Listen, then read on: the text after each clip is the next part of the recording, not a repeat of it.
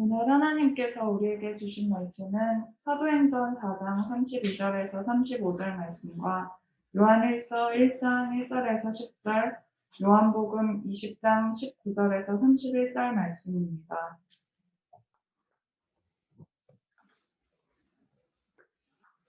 기독교의 가장 큰 특징은 아마 이 부활절, 부활신앙입니다.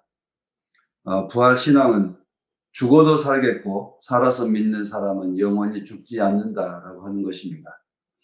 주님은 이것을 믿느냐라고 우리에게 묻습니다. 이 말씀은 주님께서 죽은 나사로를 찾아와서 마르다에게 말씀하셨던 그 내용입니다. 요한복음 11장 25절에서 27절의 말씀입니다. 예수께서 마르다에게 말씀하셨다. 나는 부활이요 생명이니 나를 믿는 사람은 죽어도 살고 살아서 나를 믿는 사람은 영원히 죽지 아니할 것이다. 내가 이것을 믿느냐? 마르다가 예수께 말하였다. 예, 주님. 주님은 세상에 오실 그리스도이시며 하나님의 아들이심을 내가 믿습니다. 정말 우리가 산다는 게 어떤 것일까요? 호흡하며 살아가는 것, 그것도 사는 것이죠. 또 죽는다는 것은 어떤 것일까요? 호흡이 멈추고 우리의 삶이 생명이 멈췄을 때 우리는 죽는다라고 이야기를 합니다. 근데 우리가 산다라고 하는 건 여러 가지 의미가 있죠. 살아도 사는 것이 아닙니다. 죽어도 죽은 것이 아닙니다. 라고 이야기할 때는 그 산다와 죽은다의 그 의미와 폭은 전혀 달라져 가고 있습니다. 우리가 늘 물어야 됩니다. 우리는 산다는 것이 어떤 것일까? 어디서부터 어디까지 살아가는 게 기간이 산다는 기간일까? 또 죽는다는 게 무엇인지 뭐 이런 걸 우리 스스로 그걸 묻고 깨달아가는 것이 필요합니다. 주님은 부활하신 후에 제자들을 찾아오셨습니다. 19절에 제자들은 저녁에 어떤 상황이었습니까? 19절을 보면 제자들은 저녁에 유대인들이 무서워서 문을 잠그고 있었다. 그때 주님께서 부활하신 주님께서 나타나셨다는 이야기를 19절에 하고 있습니다. 그런데 우연하게도 도마가 그 자리에 없었다 하는 것입니다. 주님을 만났던 부활하신 주님을 만났던 제자들이 우리는 주님을 만났소. 부활하신 주님을 만났소라고 말했을 때 도마는 그 말을 믿지 않았습니다. 도마는 그래서 뭐라고 그러죠? 내 손으로 만져보고 또 그 창자국에 손을 넣어보고 해야 나는 믿겠다라고 이야기를 합니다. 근데 도마에 대해서 이게 볼 때마다 참 고맙다 생각을 합니다. 후대에 예수 바로 그 부활하신 첫 주간에 만났던 제자들 이외에는 모두 다 사도들의 이 증언을 믿고 따라가는 사람들이죠. 2000년 동안 수많은 그리스도인들은 모두 다 이런 질문 앞에 했고 그 질문에 대한 답이 바로 이 부분이라고 생각합니다. 아마 우리도 주변에 가까운 분들에게 부활한 예수를 이야기하면 거의 다 난 만져보고 또 넣어보고 내가 뭔가 보고 테스트하고 그래야 내가 믿겠소라고 말하는 것을 참 많이 듣습니다. 도마 사도의 그 요청은 그런 점에서 후대 교회뿐만 아니라 그 동시대에도 팔레스타인을 벗어나 있는 수많은 교회들의 교우들의 생각을 아마 또 그들의 질문을 반영하고 있는 것이 아닌가 싶습니다.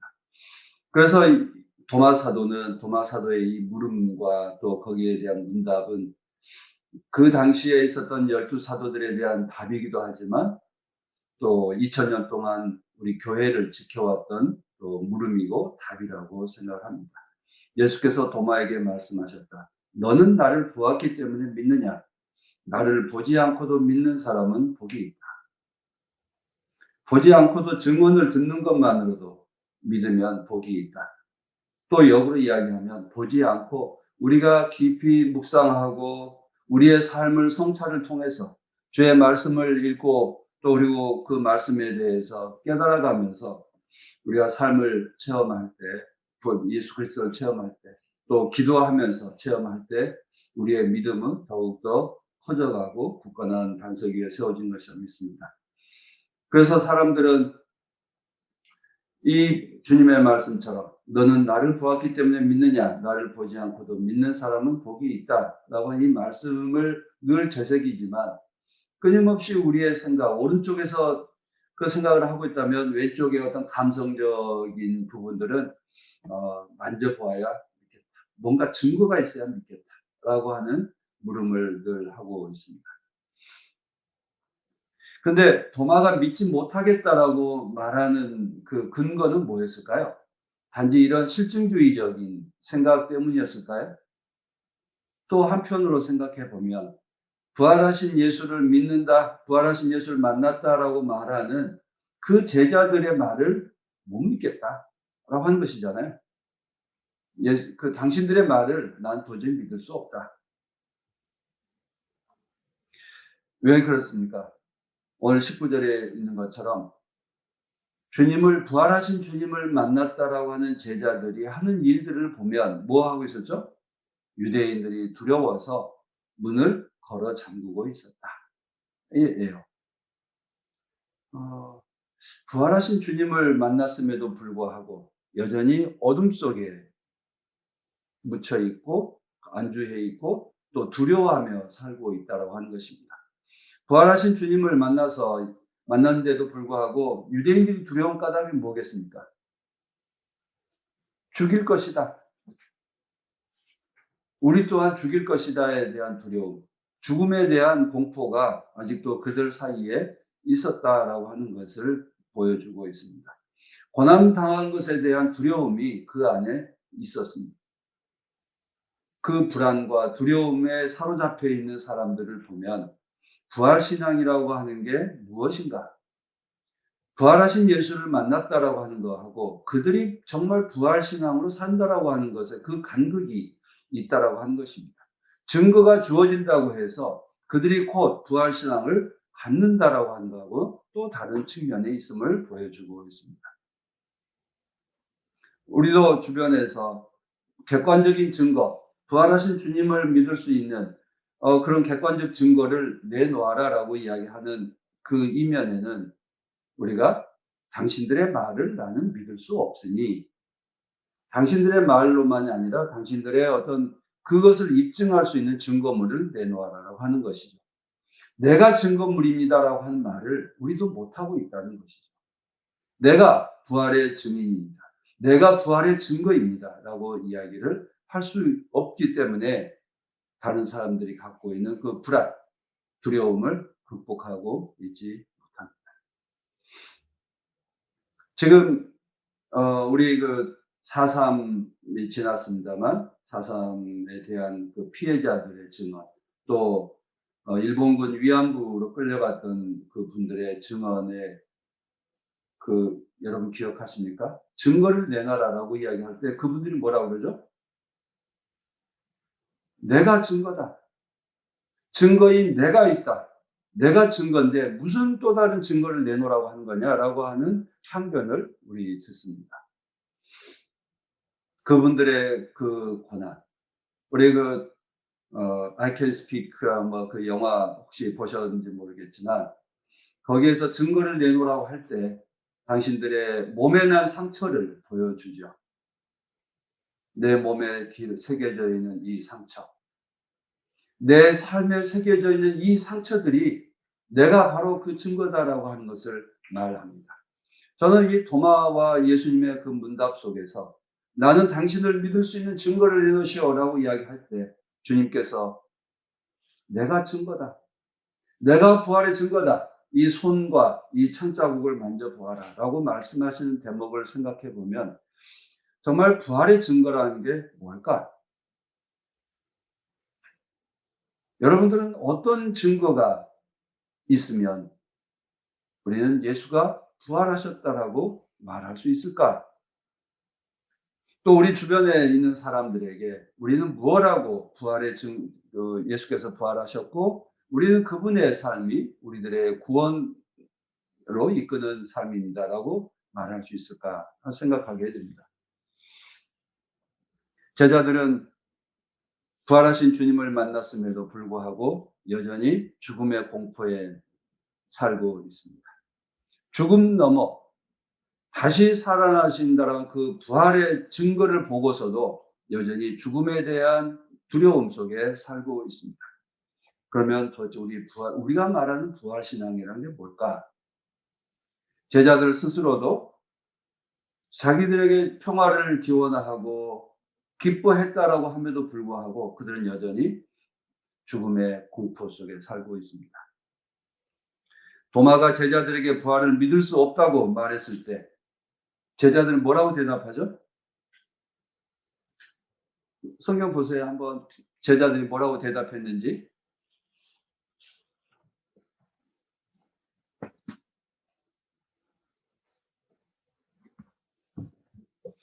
25절에 보시면 믿지 못하겠소 라고 말하였다.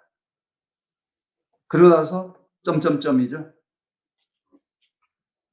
다시 말하면 제자들이 대답을 못한 겁니다. 그리고 다시 여드레 뒤에 예수님께서 나타나셔서 말씀하고 있는 대목으로 8일 동안의 공백이 들어 있습니다. 저는 이 질문, 난 당신들의 그 말을 못 믿겠소, 믿지 못하겠소 라고 하는 이 도마의 말에 대해서 침묵하는 그 제자들의 얼굴들. 여러분 한번 상상해 보십시오. 제자들은, 다른 10제자들은 뭐라고 대답했을까? 어떤 표정이었을까? 아무도 대답하지 못합니다. 저는 이 도마의 이 물음은 당신들이 말하는 그 부활은 도대체 뭐냐? 당신들이 말하는 그 부활, 오늘 한국 교회에 묻는 질문이기도 합니다. 당신들이 부활 신앙을 갖고 있다고 말하는데 당신들이 말하는 그 부활은 뭐냐? 여러분들이 믿는다라고 하는 그 부활 신앙의 핵심이 뭐냐? 이걸 묻고 있습니다. 그리고 도마는 결국 내가 증거를 보아야 믿겠다. 주님의 몸을 만져보겠다는 그 모습을 강조하는 것, 결국 도마의 그 물음에 그 10제자들이 답을 하지 못했기 때문에 주님께서 나타나신 것으로 보여집니다. 우리가 그러면 생각해 보십시오. 도마가 확인하고자 했던 상처는 뭐죠? 도마가 말하고 있는 상처. 나는 내 눈으로 그 손에 있는 못자국을 보고 내 손가락을 그 못자국에 넣어보고 또 내 손을 그의 옆구리에 넣어보지 않고서는 믿지 못하겠어. 그런데 그 못자국, 그 옆구리에 있는 창자국, 그건 어떤 자국입니까? 어떤 상처입니까? 고난의 상처입니다. 십자가의 상처입니다. 우리를 사랑하고 우리에게 평화를 기원하며 살았던 예수가 죽임당했던 바로 그 현장이, 그 상처가 바로 손에 난 못자국이고 옆구리에 있는 창자국입니다. 주님이 십자가에서 죽임당할 때 입은 그 상처입니다. 제자들과 하나님의 백성들을 사랑하고 평화를 전하며 정의를 세우다가 입은 그 거룩한 상처입니다. 상처난 몸이 부활해야, 상처난 몸이 있어야 진정한 부활하신 주님을 나는 믿겠다라고 말합니다. 우리 한번 생각해 보세요. 왜 도마는 그 상처를 강조했을까? 주님이 부활하신다면 여러분들도 부활에 대해서 생각해 보시면 여러분들이 부활할 때 어떤 모습으로 부활할 거라고 상상을 하십니까? 아가 때? 죽기 직전에 나이 들어서? 아니면 가장 젊고 내가 가장 멋졌다고 생각하는 그때? 주님도 부활하신다면, 주님의 몸의 부활이라고 이야기하는데 주님이 부활하신다면 어떤 때의 모습으로 부활하셔야 주님이라고 말할 수 있을까? 젊어서 더 멋졌을 때. 우리 종종 성화를 보죠? 그 영화에 따라서, 영화 감독에 따라서 그 예수의 표현되는 게 많이 다르죠. 어떤 사람들은 금발머리에 아주 우아하고 멋진 사람을 등장시키기도 하고, 또 어떤 사람은 아주 상처난 모습으로 그걸 꾀죄죄야 하고 그냥 중동 지방에서 일상으로 보일 수 있는 사람들의 얼굴을 등장시키기도 합니다. 여러분들은 부활하신 주님에 대해서 어떤 모습으로 등장시킵니까? 성서는 상처난 몸으로, 상처 입은 그리스도의 모습을 우리들에게 부활의 모습으로 강조하고 있습니다. 상처 입은, 십자가의 상처를 지닌 몸으로 부활하신 그분. 십자가의 그 상처는 우리를 구원하고 우리를 치유하다가 입은 그 상처입니다. 다시 말하면 영광의 상처이죠. 구원의 상처입니다.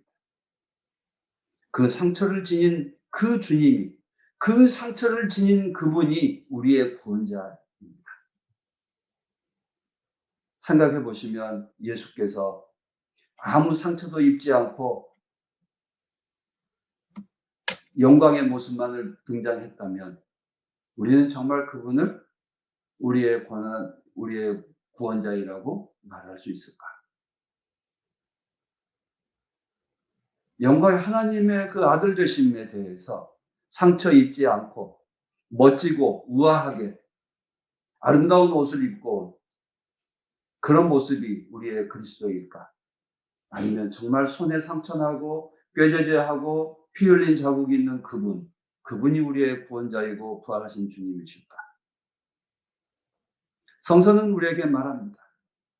십자가에서 죽임당하신 바로 그분, 그 몸의 못자국과 영광의 그 상처를 지니신 바로 그분이 우리의 구원자라고 말합니다. 그런데 그 상처는 뭐죠? 하나님께서 악에게 패했던 자리이기도 하고, 그리고 죽음에 이르게 했던 그 자국이기도 합니다. 그런데 그 죽음과 패배를 딛고 일어난 부활의 상처 자리가 바로 그 손자국에 난 못자국이고, 손에 난 못자국이고 옆구리에 있는 창자국입니다. 우리는 그 상처가 죽음의 자리였고 패배의 자리였던 그 상처가 우리를 구원의 길로, 구원을 하신 주님의 증거로 우리에게 나타나고 있습니다. 우리는 어떤 상처를 지니며 살고 있습니까? 우리는 정말 이웃을 위해서, 하나님의 사랑과 정의와 평화를 위해서 우리는 어떤 상처를 지니고 있습니까? 바울 사도는 자기의 몸에 흔적이 있다, 낙인이 있다라고 말합니다. 우리는 예수의 부활을 믿는다고 고백하면서 우리가 부활하신 주님, 그 주님의 증거자로서 우리는 어떤 상처를 지니며 살고 있습니까? 우리는 주님의 부활을 19절 이하에 있는 제자들처럼 입으로 말로만 증언하고 있습니까? 아니면 예수님처럼 내 손 자국에 새어 있는 못자국을 보라, 내 손 옆에 있는 내 옆구리에 있는 창자국을 보라 라고 몸으로 증언하고 있습니다. 우리는 부활절에 흔히 몸의 부활을 이야기합니다. 그 몸의 부활의 상대는 입으로 부활을 생각합니다. 생각의 부활, 관념적인 부활이 아니라 몸에 나 있는 그 상처로 증언되고 있는 그 몸의 부활을, 몸으로 증언하고 있는 부활을 말하고 있습니다. 부활하신 주님을 만났던 제자들도 골방에서 나오지 못한 채 숨죽이며 살고 있습니다. 여드레가 지나서도 여전히 어두운 골방에서 살고 있습니다. 두려움에 사로잡혀서 기쁨과 평화를 잃어버린 채 살고 있습니다. 주님은 십자가에 죽으실 때 마지막으로 하셨던 말씀이 뭐죠? 엘로이 엘로이 사박타, 하나님, 나의 하나님 어찌하여 나를 버리시는가? 라고 하는 그 외마디 절규가 그의 마지막 말씀이었습니다. 그런데 한번 그 순간 하나님께서 나를 버리셨다, 내가 버림받았다라고 하는 그 죽임당하신 그 순간, 거기에 여러분 방점이 어디에 있다고 생각을 하십니까? 왜 나를 버리셨습니까에 있을까요? 아니면 나의 하나님에 있을까요? 여러분 같으면 뭐라고 생각을 외치시겠습니까? 죽은 그 순간까지도 나를 버리신 바로 그분을 하나님이라고 부르는 나의 하나님, 나의 하나님.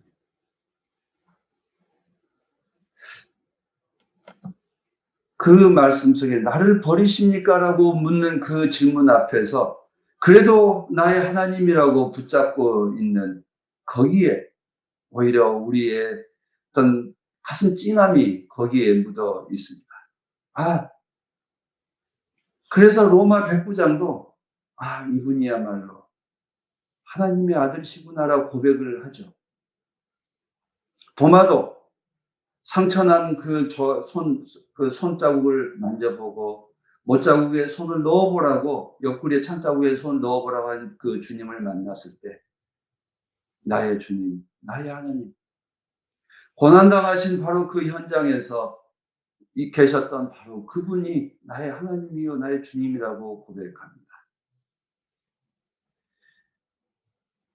이 십자가의 상처가 그분의 부활, 그분의 삶을 증언하고 있습니다. 이제 4.16 참사 7주기가 돌아옵니다. 어제 교보문고에서부터 청운동 주민센터 앞에 이르기까지 피켓 시위를 했는데요. 전국에서 1000여 명의 시민들이 참가했습니다. 그래서 많은 시민단체들이 회원들을 참여시켜 주셨고 해서 어제 참 감사하고 기쁨 가운데 잘 마쳤습니다. 그리고 전국의 여러 안산과 목포 그리고 팽목항 또 그리고 여러 도시에서 7주기를 앞둔 노란 현수막을 걸고 있습니다. 아마 그 세월호 참사를 잊지 않겠고 그리고 해결을 촉구하는 그 마음들이 담겨 있습니다. 지난 7년 동안 우리 사회는 어떻게 변했을까요? 우리는 여전히 어둠 방에 거울 방에 있는 제자들처럼 여전히 우리는 변하지 않았고 또 두려워하고 있는 사람들을 보게 됩니다. 그런데 변화된 사람들이 있죠.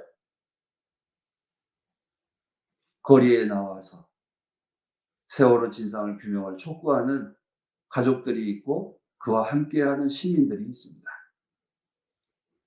그 중에서도 교회에 다니는 그리스도인들도 다수가 있습니다. 세월호 유가족들 지난 4년 전쯤인가요? 5년 전쯤인가? 5년 전인가요?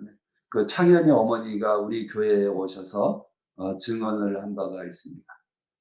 그때 그분들의 증언, 그 창현 어머니의 증언, 정말 가슴 아팠던 것. 교회에 가면 숨을 쉴 수 없어요. 교회 다닐 수 없어요. 하나님이 우리를 버리신 것 같아요. 교인들도 우리를 버리신 것 같아요. 그래서 교회를 다닐 수 없습니다라고 하는 그 말씀이었습니다. 당시에 많은 교회들이 한 달 동안 같이 울어주고 위로해주고 그러다가 박근혜 대통령에게 책임을 묻는 식으로 흘러가니까 그때부터 돌변하기 시작했죠. 하나님의 심판이 어떻고. 그래서 이제는 잊으라고 더 이상 교회에 와가지고 그런 것을 울지 말라고 하나님께서 심판해서 세월을 침몰시켰다는 등등의 잔혹한 말들이 터져 나왔습니다. 심지어 부모들에게 죄가 있어서 이런 말들이 난무했죠. 결국 그 말들이 그 부모들의 마음을 찌르는 상처가 되고 창이 되었고 칼이 되어서 그들 모두 교회에서 큰 상처를 입고 교회에 다닐 수 없게 되었습니다. 하나님을 원망하고 교우들을 원망하며 상처를 입고 떠났습니다. 그런데 그분들이 다시 예배를 드립니다. 그분들이 다시 하나님에 대한 신앙을 말하고 있습니다. 물론 그렇다고 그분들이 옛날 교회에 그냥 나가지는 않습니다. 부모님들이 예수 그리스도에 대한 신앙을 회복할 수 있었던 과연 무엇이었을까? 그것은 그들이 찔렸던 그 창자국, 그들이 손에 새기고 있는 그 못자국을 함께 어루만지며 함께 눈물을 흘리는 그리스도인들이 있었기 때문입니다. 시민들이 있었고 함께 입은 함께 행진하는 그리스도인들이 있었기 때문에 그분들은 하나님에 대해서 나의 하나님으로 다시 돌아오게 되었습니다. 주님의 부활을 말로서 증언하는 것이 아니라 삶으로 증언하며 살아갔던 사람들이 있었기 때문에 그분들은 다시 신앙을 회복하고 나의 하나님으로 믿고 고백하는 부활의 증인들이 되었습니다. 지금도 이 땅에서 어둠을 맛보고 있는 사람들이 있습니다. 권력자들과 또 교회들과 언론들이 정의와 진리를 죽이고 있을 때, 국민들의 희망을 꺾어버릴 때 우리는 그것에 대해서 실망하는 많은 사람들이 있습니다. 그래서 한국 사회에 가나안 교회 성도들이 200만이라고 이야기를 합니다. 요새 한국 교회의 통계에 의하면 한국 그리스도인들은 800만 정도라고 이야기를 하는데요. 그 중에서 200만이 가나안 교회 정도로 추산한다고 그럽니다. 즉 교회에 안 나간 사람들이 그만큼 많아졌다는 것이죠.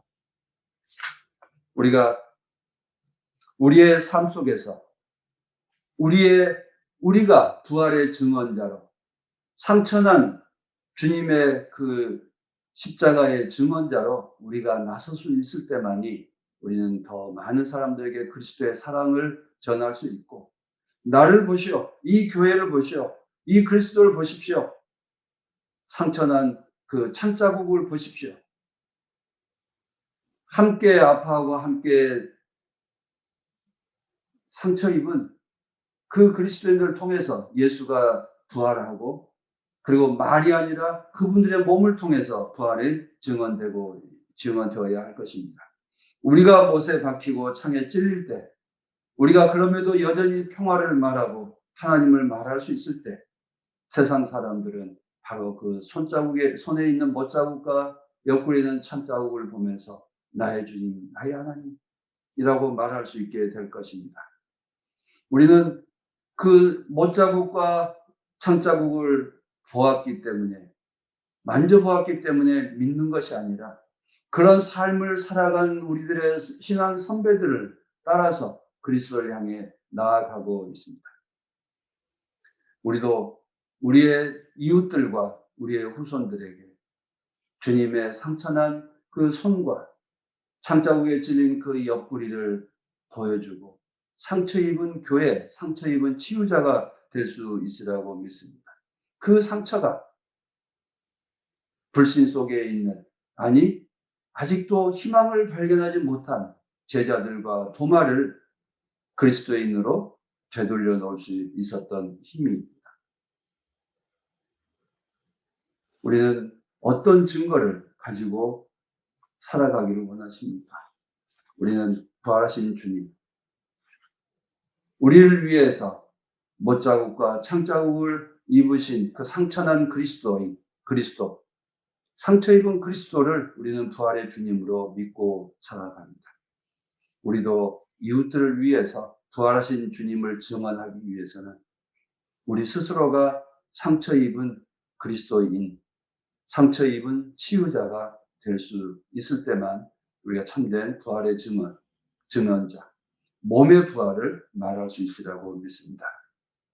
우리 몸에 난 상처를 통해서 도마와 같은 사람들, 나와 같은 사람들이 나의 주님, 나의 하나님이라고 믿음의 길로 들어서게 될 수 있으라고 믿습니다. 십자가의 상처가 우리를 구원의 길로 이끌고 있음을 믿고 늘 그 믿음에 따라 살아갈 수 있기를 빕니다. 하나님의 은총이 지금 상처 입은 모든 사람들에게 치유의 은총으로 변화되기를 간절히 소망합니다. 기도하십시오. 참 좋으신 우리 주 하나님, 우리에게 영광의 하나님을 말하기 전에 상처 입은 하나님, 죽음에 이른 하나님을 보여주시고 알게 하셔서 감사드립니다. 우리도 죽음과 같은 패배, 죽음과 같은 그 절망의 골짜기에 있을지라도 언제나 하나님께서 우리를 이끄시고 생명의 길로 인도해 주실 것을 믿고 살아가는 담대한 믿음의 사람들이 되게 하옵소서. 우리의 이 굴곡지고 고통스러운 속에서도 우리를 구원의 길로 이끄시는 예수 그리스도의 이름으로 기도드립니다. 아멘.